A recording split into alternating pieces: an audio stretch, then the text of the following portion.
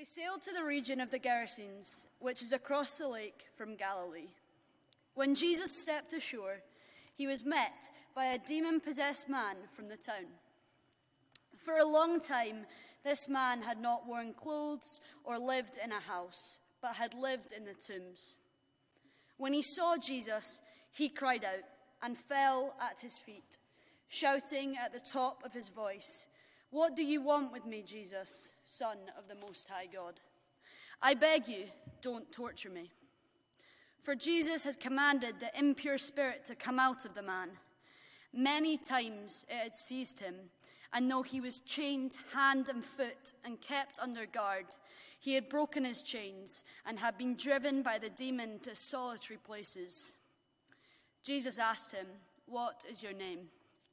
"Legion," he replied, because many demons had gone into him, and they begged Jesus repeatedly not to order them to go into the abyss. A large herd of pigs was feeding there on the hillside. The demons begged Jesus to let them go into the pigs, and he gave them permission. When the demons came out of the man, they went into the pigs, and the herd rushed down the steep bank into the lake and was drowned. When those tending the pigs saw what had happened, they ran off and reported this in the town and countryside. And the people went out to see what had happened. When they came to Jesus, they found the man from whom the demons had gone out, sitting at Jesus' feet, dressed and in his right mind, and they were afraid. Those who had seen it had told the people how the demon-possessed man had been cured. Then all the people of the region of the Gerasenes asked Jesus to leave them, because they were overcome with fear. So he got into the boat and left. The man from whom the demons had gone out begged to go with him, but Jesus sent him away, saying, "Return home and tell how much God has done for you." So the man went away and told all over the town how much Jesus had done for him.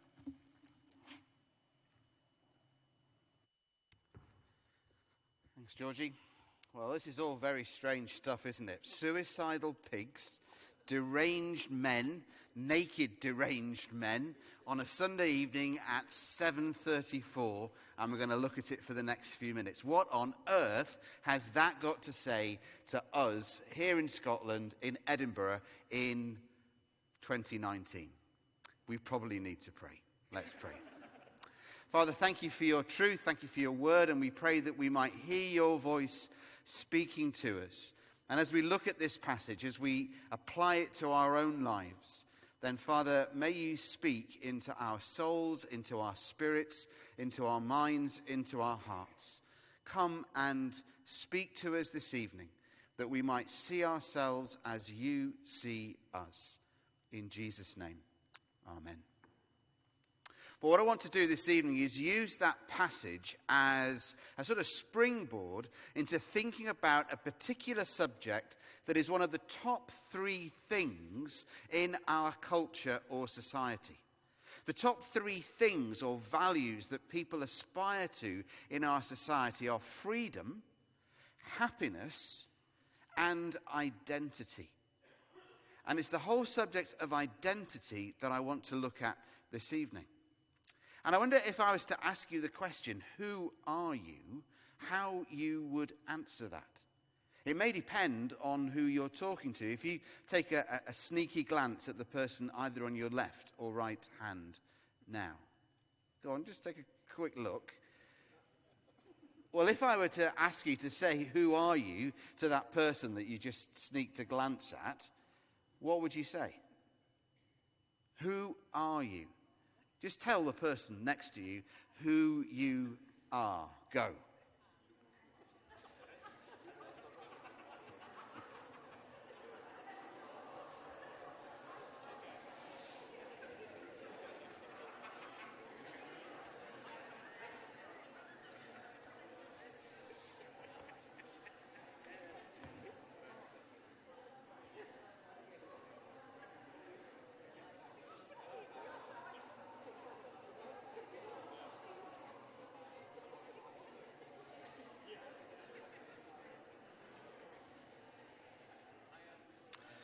Okay.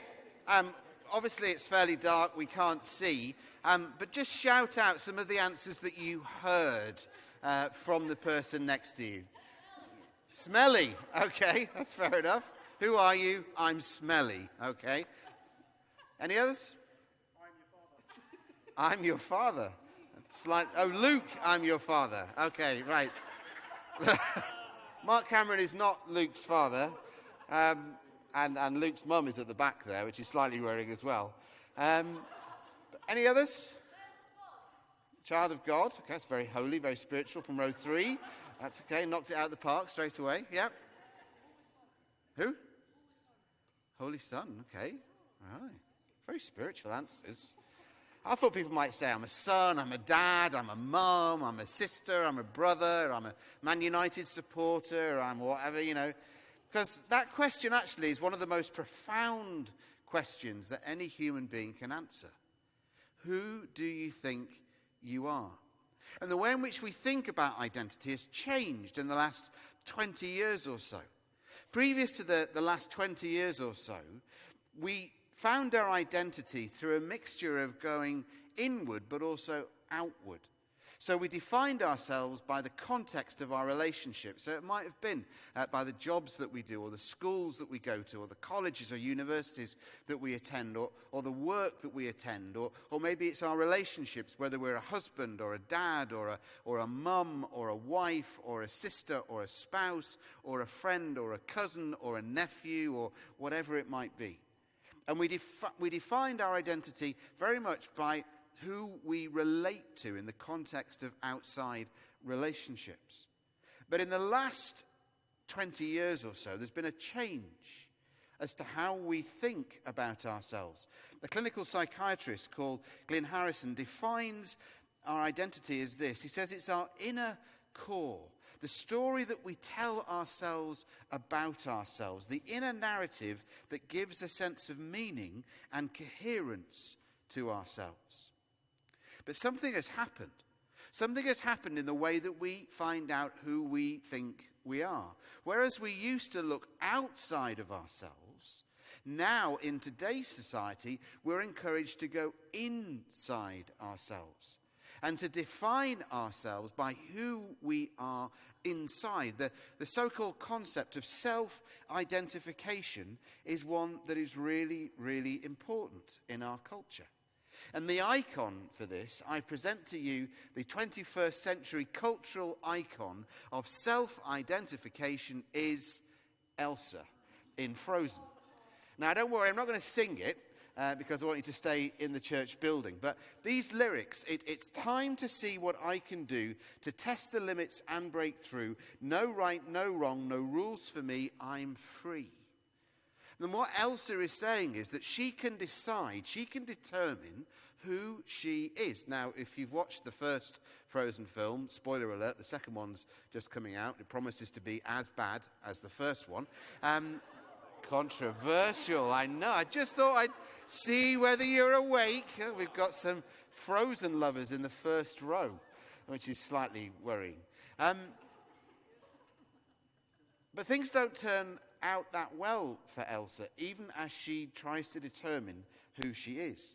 Now, Glyn Harrison, this consultant psychiatrist, says that this phase, this craze, this pursuit of self-identification, that people in our culture, in our society, can define themselves however they want to, has given rise to a number of things. He says it's one of the reasons, he reckons, for a rise in mental health issues.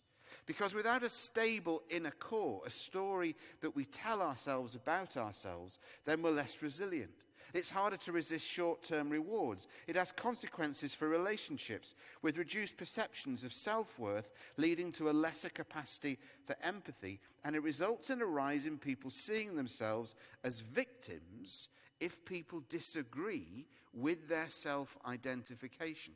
It's now enshrined in law that if somebody identifies themselves as X, everybody around them has to accept that definition. You can't query it. You can't question it.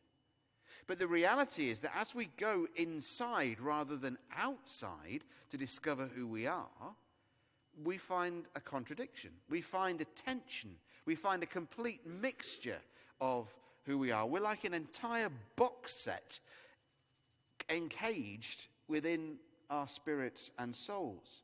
One writer put it this way, Francis Spufford. He said, "You are a being whose wants make no sense, don't harmonize, whose desires deep down are discordantly arranged so that you truly want to possess and truly want not to at the very same time. You're equipped for farce or even tragedy more than you are for happy endings." And I think we have to be honest that as we look inside of ourselves, that's what we find. We find people with desires that are discordantly arranged. We want something, but at the same time we don't want it.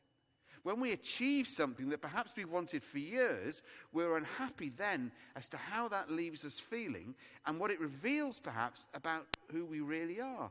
We perhaps achieve something and we discover something about ourselves that we don't really like. We're a mixture of discordant desires, discordantly arranged within us. Now, for the Christian, our identity should ultimately come from what God thinks of us. Those people who called out child of God or Holy Son actually were spot on, because as a Christian, we should be looking to God for identity first and foremost. Our identity comes ultimately from how God relates to us and we relate to him. We don't just decide who we are, nor ultimately are we defined by our relationships, whether they be husband or wife, son or daughter, brother, sister, or by our jobs, our titles, our achievements, or our profession. Ultimately, those of us who are Christians know that we are children of the living God, that we're loved, that we're accepted, that we're forgiven, that we're valued, not because of anything that we do, but precisely because of who God is. That we're recipients of God's grace. We're recipients of God's unconditional love, of his patience, his kindness, his mercy, his love. We're forgiven, we're redeemed, we're sinful, we're rebellious recipients of God's grace. We are creatures made by a creator who loves us and desires a relationship with us. And one of the consequences of the break in the relationship between God and humanity is that our identity becomes damaged. Our identity starts to get lost. And one of the things that happened to people when they encountered Jesus, when he was here on earth, was that their identity was restored. And that's what we see in this incident that Georgie read out for us a few moments ago, of this deranged man. He's not mentally ill, he's deranged. He's been taken over by evil spirits. Now, I'm not going to get into the demonic and how that works. We can get into that another time. But you just have to accept that he is an extreme example of somebody whose life has been taken over by evil. And he meets Jesus and the followers of Jesus, the disciples, as they've crossed over the Sea of Galilee. We saw last week the incident where Jesus tells the disciples to go to the other side of the Sea of Galilee. And on the way, they encounter this incredible storm, and Jesus quietens the wind and the waves. The wind and the waves recognize who Jesus is. And as he speaks to them and says, "Be quiet, get down, be still," the wind and the waves obey Jesus. But we also looked at last week in this service, that phrase that Jesus said to the disciples, "Let's go to the other side," was incredibly significant. Because for the Jews in the first century, the other side of the Sea of Galilee was a place where they believed God didn't live. They believed that that was a realm, a country, a region that was controlled by the demonic. That's why it's no surprise for the disciples when they're confronted by a demonized man when they get to the other side. Because it just confirms to them what they have suspected, is that this place on the other side is evil. This place is ruled by the demonic.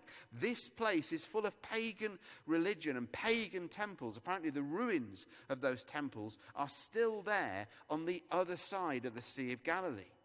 The 7 nations that had occupied the land that became Israel, that God gave as the promised land, they'd moved over to the other side, and they'd carried on practicing their different pagan religions on the other side. And that gave rise to this belief in Jewish thinking in the first century that the other side was a no-go area for God. It was under the control of the other side. And yet Jesus comes and he meets this man. And Jesus comes and he confronts the evil in this man. And Jesus subverts and subjects the evil in this man and restores the man's identity. They arrive on the other side. And as they arrive on the other side, we're told several things about this man. He's naked, he's violent, he harms himself, and he's alone. He's been living in the graveyard for years. He's removed from his family. He's removed from his community. He's removed from society. His relationships have been broken. They've been damaged.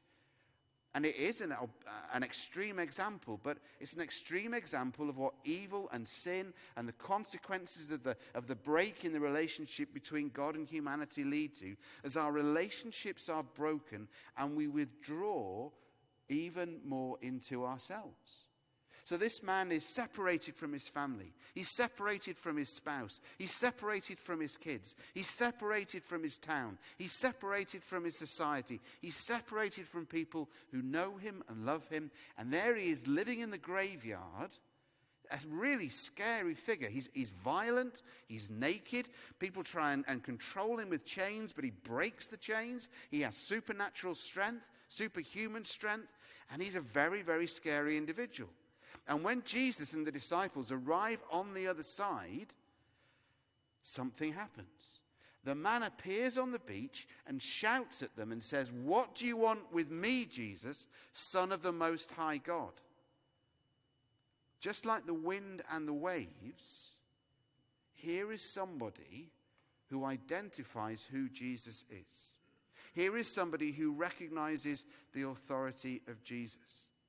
Jesus hasn't been to the other side before. He's breaking all sorts of cultural and religious taboos in going over to the other side. But as soon as he gets there, there's a voice that recognizes who Jesus is. "What do you want with me, Jesus, Son of the Most High God?" And what happens next is fascinating, because Jesus asks him a question. What is your name? In essence, the question that I asked you at the start of this talk. Who are you? Who do you think you are? And what comes out of the mouth's man isn't the name that his parents gave to him when he was born. It isn't a Canaanite name like Ham or Shem. It isn't a Hebrew name like Jacob or Joseph or David or Benjamin. What comes out of his mouth is the word, and it's translated in our version by the word Legion. The Good News Bible, which is a sort of paraphrase, has a much more evocative rendering of what the word means. The Good News Bible says the word mob. There's a sense of violence behind what is said. There's a sense of threat in the word that is said. Because this guy has been taken over by evil forces. And there are so many of them that what comes out of his mouth isn't his name, but the description of who they are, legion or mob. His identity has been lost. It's been subsumed by the evil that has taken over his life. It becomes clear that it's not the man who knows who Jesus is, but it's the evil spirits inside the man who have taken control of him, who know who Jesus is. And then we have this strange incident where the demons inside the man beg Jesus to be allowed to go into the pigs rather than thrown into the abyss. Again, first century Judaism believed that there was this place called the abyss, which was a bit like a sort of dustbin for evil, and that's where things went. And the evil spirits say, "Please don't send us to the abyss. Please don't send us there. Send us instead into the pigs." And Jesus gives them permission to enter into the pigs. But the pigs are so appalled at what's happened that the pigs commit suicide and throw themselves off the side of the cliff rather than have the evil spirits living inside them. And what's going on there is significant because we looked at last week is that other side of the Sea of Galilee, that was where the Roman legion had its headquarters. That's where 6,000 troops were garrisoned. That's where the Romans had set up camp rather than defile Jerusalem with its headquarters. They'd set up camp on the other side, and their symbol of the legion was a pig. And so for the pigs to commit suicide, there is all sorts of mixed messages and hidden messages happening in this particular story. But in essence, what the pigs are doing is, we don't want this evil inside us. We're going to commit suicide. And they commit suicide and commit harry-carry over the side of the cliff. The people who own the pigs are so appalled, so terrified by what they see, that they run away and go back to the town. And then they come back to see what has happened to the man. And when they come back, they see a very different person. Because what they see in verse 35 is this: they found the man sitting at the feet of Jesus, dressed and in his right mind. And the man's identity has been restored. The man's sense of what is right and wrong has been restored.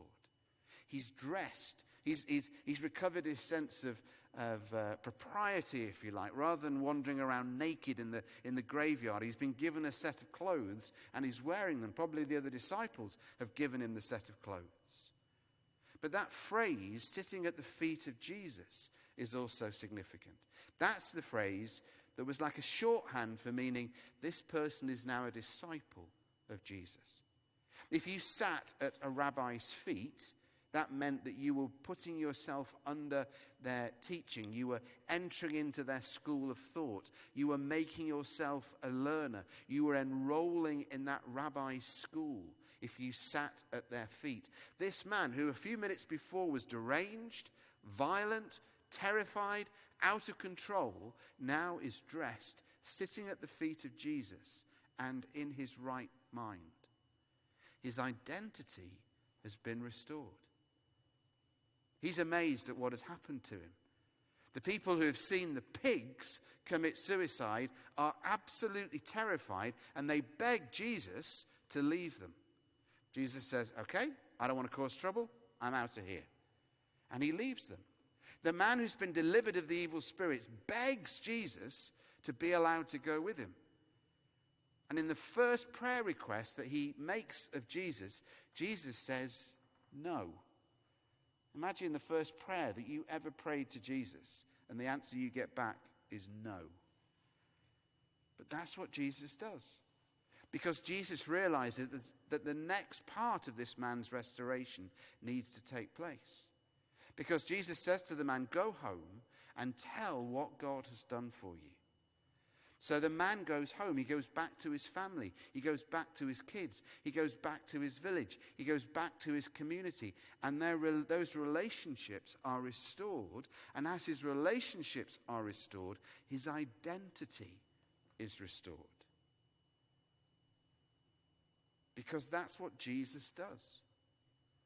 When we come to know Jesus for who he really is, and when we come to see ourselves as Jesus sees us, then it's not just our relationship with God that's restored. It's relationship with other people. It's relationship with ourselves. And it's even our relationship with creation itself that is restored. All those relationships have been broken. And now, because of what Jesus has done on the cross, those relationships can be restored. Relationship with God, relationship with ourselves, relationships with other people, and relationships even with creation. And the dislocation that is at the heart of our rebellion against God, that's been put right, that's been made whole, that's been made right again, so that you and I can be restored into relationship with each other and restored into relationship with God. So what does that mean for us this evening? Well, firstly, it does mean that our identity isn't fundamentally who we define ourselves to be. Our society says, you want to know who you are? Then you look in a mirror. You want to know who you are? Then you go deep within yourself and you discover who you are. The Christian faith says quite the reverse. If you want to discover who you really are, then you need to go outside of yourself. You need to look to God and how he views you, what he thinks of you, in order that you might then begin to discover who you really are. That it's as we discover that we're loved, accepted, forgiven, redeemed, loved, liked by the maker of the universe, that knowledge transforms how we see ourselves and how we see other people. So our identity is not found in defining who we are. Our identity is found and discovered and revealed as we discover who God thinks we are. And then secondly, maybe that stands as a counter to some of the labels and some of the messages and some of the sentences that have been delivered over some of us over the years. It might have been a boss. It might have been a teacher. It might have been a spouse. It might have been a friend. It might have been a parent, a mum or a dad. And they said something over you that has stayed with you, that you've allowed to define how you see yourself. Gave the example this morning, Steve Fishbacker, who used to work here at P's and G's before he set up Fishy Music, which is all about helping children discover who they really are. He used to tell stories time after time of sitting with people in their 30s and 40s and 50s and 60s who were told at some stage in their life, you cannot sing. And here they were, 30, 40, 50, 60 years later, still believing that lie that had been spoken over them. It might have been another area of your life, where somebody said to you at some point, you cannot ... You cannot X. You cannot Y. You'll never... whatever it might be. And you've believed that, and you've believed that lie that was spoken over you. Some of you, even the whole shape of your future and your past has been determined by some of those sentences. You'll never amount to much, or whatever it might be. Rather than realizing that you are made in the image of God, that you are a creature that was made by the Creator who loves you, who likes you, who values you, who thought that you were worth so much that he was willing to give his one and only Son in order that you might know him, that you might be known by him, that you might realize that you're accepted and loved and forgiven unconditionally because of who he is. Maybe for some of us, as we think about ourselves, our self-image is too high. For others of us, I would guess, our self-image is too low. And as we think about the ways in which we speak to other people, if our identity comes from God, then does that set us free to be people who will always look for the best in other people, who will always look to encourage other people, who will always look to bring out the good in other people, rather than, as our society often leads us to be cynical about other people and to do other people down? As you think about yourself, perhaps in your work context or at school or at university, as people think about you, well, do they think of you as somebody who encourages? Somebody who is secure enough in themselves so that you're not threatened by somebody else's success? You see, if you're insecure, you will always put other people down. I remember working with somebody on the staff of another church, and he was so insecure that he could not cope with anybody else having a good idea. So if he'd learned what that idea was, he would make sure that he shared that idea in a staff meeting and took the credit. Because he was so insecure, he couldn't allow other people to do well. When people think of you in your workplace, when people think of you at college, at school, at university, in the home, in the family, do they immediately think of somebody who's secure, who knows or is discovering who they are, and their self-image is healthy enough to be able to allow other people to do better than you, to do better than me? What are the words, what are the labels that other people have given to you? And if Jesus were here this evening and was to, as it were, ask you to listen to him speaking to you tonight, and for 30 seconds Jesus was to whisper in your ear what he thinks about you, what would you hear him saying? Would you hear words of condemnation? Would you hear words of judgment? Well, the Bible says very clearly that when God speaks, he speaks words that are true, he speaks words that are encouraging, and he speaks words that are loving, because that's how God sees us. Let's be quiet together, close our eyes, and just listen in silence for 30 seconds. And listen for what we think Jesus says about us this evening.